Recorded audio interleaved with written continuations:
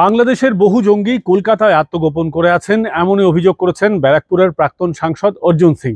কয়েকদিন আগেই এক বিএনপি নেতা কলকাতায় ধরা পড়েছেন।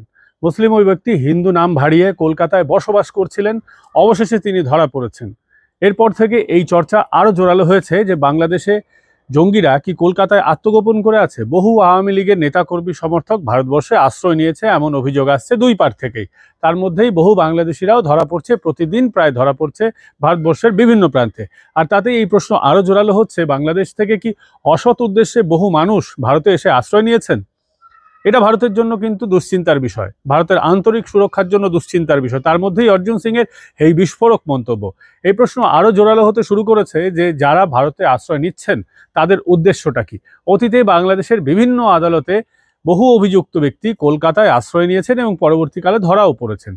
বহু ব্যক্তিকে বাংলাদেশে ফেরত পাঠানো হয়েছে ভারতের তরফ থেকে। ইতিমধ্যে ইসকনের বহু সদস্যকে বৈধ ভিসা পাসপোর্ট থাকা সত্ত্বেও ভারতে আসতে দেওয়া হয়নি। তাহলে কি বাংলাদেশ বেছে বেছে লোকজনকে ভারতে ঢোকাচ্ছে? বাংলাদেশের বর্তমান প্রশাসনের উদ্দেশ্য নিয়ে ফের একবার প্রশ্ন তুলে দিয়েছেন ব্যারাকপুরের এই প্রাক্তন সাংসদ। ভারতের আন্তরিক সুরক্ষার জন্য বাংলাদেশ প্রশাসনের এই যে ব্যবস্থা, এটা কিন্তু বেশ সন্দেহজনক। আপনাদের এই বিষয়ে মতামত কি তা কমেন্ট করে জানাবেন। দেখা হবে পরবর্তী শর্টসে।